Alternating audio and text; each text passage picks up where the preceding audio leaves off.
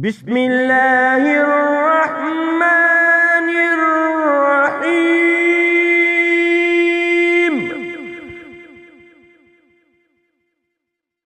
إذا جاء نصر الله والفتح